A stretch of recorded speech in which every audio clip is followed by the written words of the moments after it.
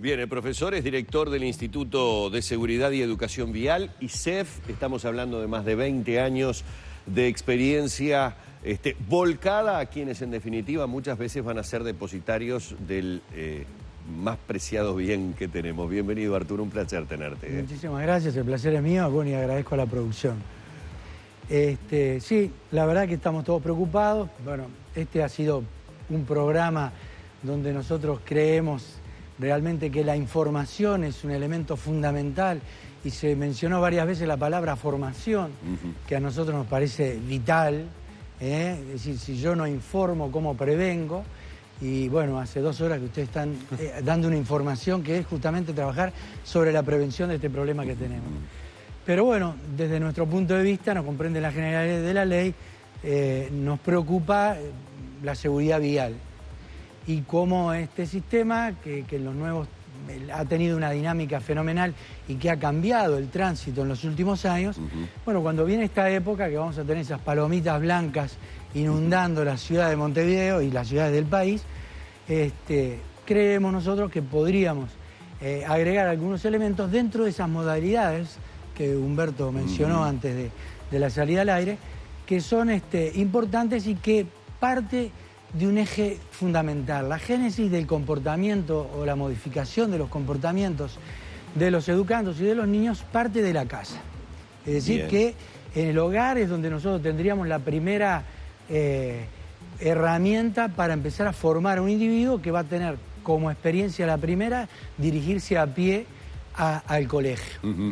¿Cuáles son aquellos elementos que nosotros debemos de considerar como padres? Bueno, si nosotros vamos a un colegio y nos dirigimos a pie, el padre tiene que elegir un recorrido que quizás no el más corto, sino el más seguro. Bien, ¿cómo detecto la seguridad de un recorrido? Por ejemplo, con una buena señalización. Por ejemplo, elegir aquellos cruces que tengamos semáforos, por ejemplo. Saber que si a lo mejor para llegar al semáforo tengo que dar una vuelta a la manzana, es preferible hacer 2 o 3 cuadras más, pero enseñarle al chico cómo cruzar. Por lo general traemos arraigado de que la cebra es un lugar de preferencia y los autos se tienen que detener. Con esto tenemos que terminar. O sea, tanto la cebra como el cruce peatonal en la esquina es un lugar excepcionalmente ubicado para el peatón, pero tenemos que enseñarle al chico cuál es la forma y el tiempo en que debe ser utilizado el cruce peatonal. Sí, que tiene que tener exactamente la misma precaución que si no existiera esa cebra. Totalmente. Mirar hacia un lado, hacia otro y tener cuidado de que hay mucha gente que lamentablemente no la respeta. Claro, porque además que si nosotros empezamos educando o enseñando mal, nosotros podemos decir, en la cebra los vehículos tienen que parar, en la esquina hay que cruzar. Nosotros tenemos que indicar el lugar, pero además darle la formación necesaria, enseñarle cuáles son los riesgos que corre, enseñarle, por ejemplo, a mirar. El chico tiene que mirar 4 veces. Muchas veces sabemos que el niño, cuando va a cruzar, inundado por una cantidad de estímulos, quizás le da más relevancia a algo ruidoso o grande que a lo que venga más cerca. Y como el niño demora entre 1 o 2 segundos más que el adulto en tomar la decisión, la idea es que en ese momento que yo voy a enseñarle el recorrido, antes de bajar a la calzada, tengo que enseñarles cuáles son los elementos de riesgo que pueden ocurrir.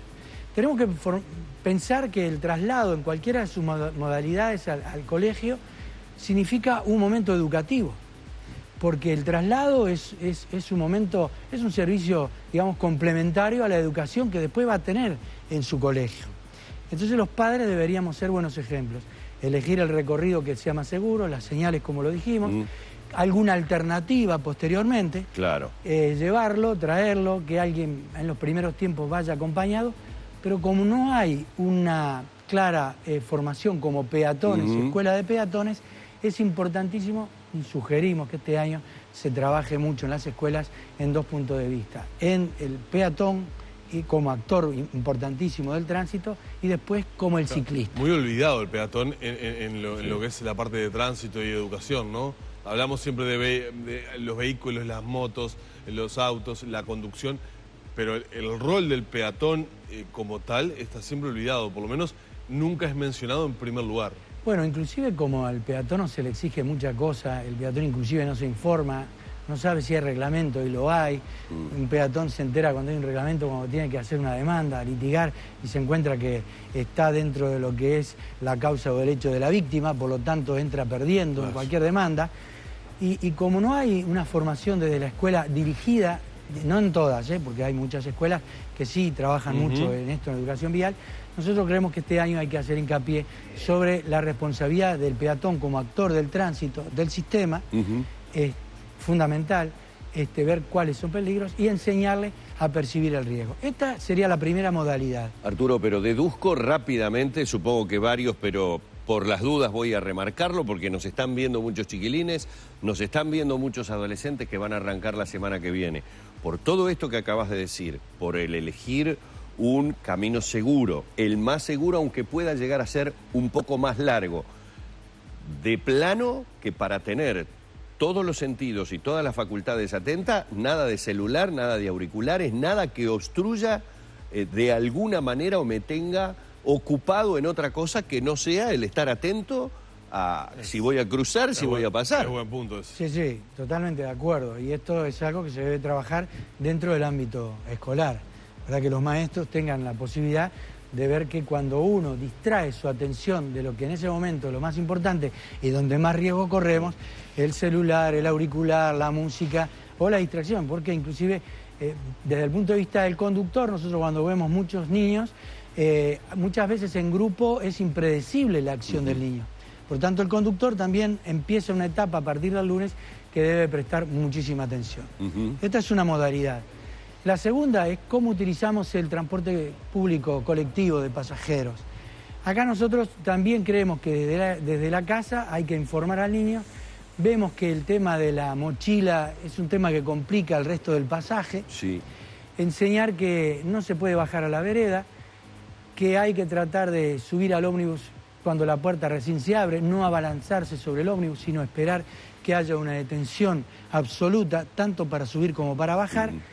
Y hay algunos casos que, sobre todo en la salida de los colegios, esto es una sugerencia, no es una imposición, pero que hemos visto en otros países, que cuando los chicos van a una parada donde hay mucha población estudiantil, siempre hay un maestro o hay un tutor, hay alguien del colegio que está observando cuál es el comportamiento de los niños.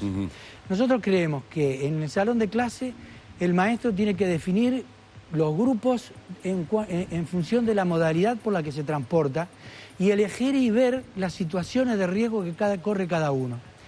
Y entonces elegir el que va a pie, el que va en el transporte público, el que va en el privado de interés público y en el particular.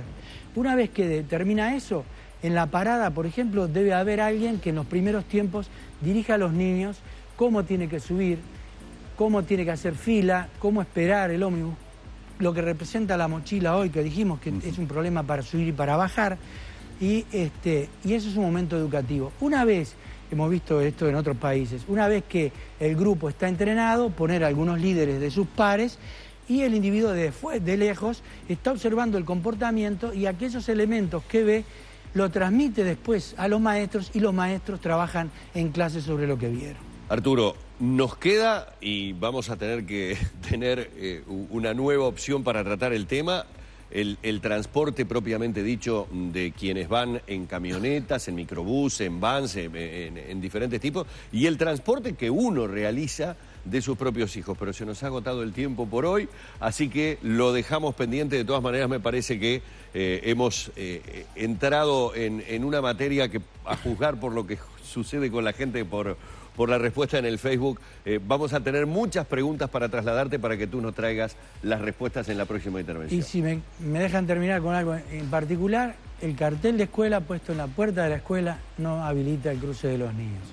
El maestro no puede hacer la función de inspector o policía de tránsito. Bien. El cartel de escuela se debe poner en las zonas urbanas, sobre las esquinas, para permitir a los que manejan, a los que conducen vehículos, un traslado a una velocidad de peatón. Y después, en el próximo programa, vamos a hablar qué sucede después de que yo traspaso ese cartel, qué compromiso sigo teniendo o no con los escolares. Pero el cartel de escuela tiene que estar dentro de las zonas urbanas, en las esquinas, solamente en la puerta de la escuela cuando hablamos de zonas rurales, que es donde no tenemos esquinas. Mira. Muchas veces ¿Cómo se vemos que aprende? justamente se pone sobre la mitad de la calzada, frente a la puerta de la escuela.